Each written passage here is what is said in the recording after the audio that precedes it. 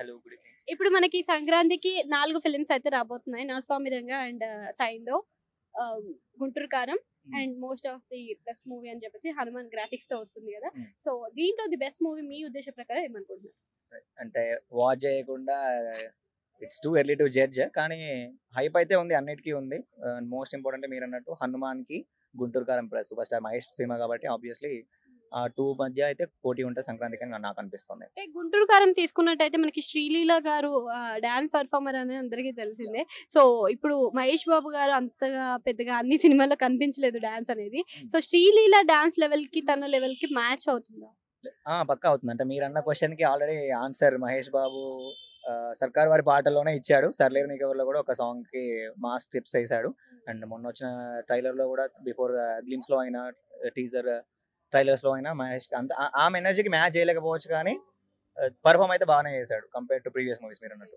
'త్రివిక్రమ్' గారు 'కలేజా' అంటే 'త్రివిక్రమ్' గారు 'మహేష్ బాబు' మధ్యలో కాంబినేషన్‌లో వచ్చిన మూవీ 'కలేజా'. యాహ్! సో, అది పెద్దగా మనకి హిట్ అప్పుడు జనరేషన్‌లో కాలేదు అని చెప్పి అంటున్నారు. అవును. సో, ఇప్పుడు జనరేషన్ వాళ్ళకంటే కనెక్ట్ అయిపోతుంది ఆబ్వియస్లీ.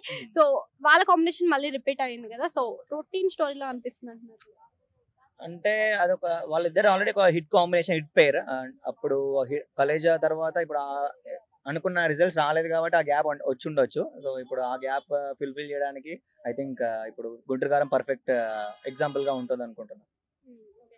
అండ్ 'హనుమాన్' విషయానికి వచ్చినట్టయితే 'జోంబిరెడ్డి' చూసిందే కదా! యాహ్! సో, 'జోంబిరెడ్డి' తర్వాత మళ్ళీ ఇదే పేరు కనిపిస్తుంది. ఆయన చేసిన జోనర్ వచ్చేసి కామెడీ కొంచెం మనకి హారర్ సీన్స్ లాగా తీసుకొచ్చారు. అవును. So, last time movie. ఇప్పుడు వచ్చిన movie full of graphics. Yeah! So, ఎలా కంపేర్ చేసుకోవచ్చు? అంటే ప్రశాంత్ వర్మ డైరెక్షన్ గాని, తన వే ఆఫ్ టేకింగ్ స్టోరీ నాకు చాలా ఇష్టం.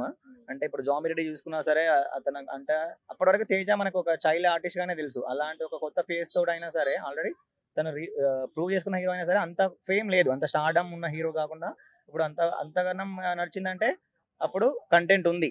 తేజ సజ్జకైనా, ప్రశాంత్ వర్మకైనా. అంటే ఎండ్ వరకు స్టోరీ టెల్లింగ్ ప్రశాంత్ వర్మ చాలా బాగుంటది. అంటే లాస్ట్ వరకు మనల్ని ఎంగేజ్ చేస్తూ ఉంటాడు.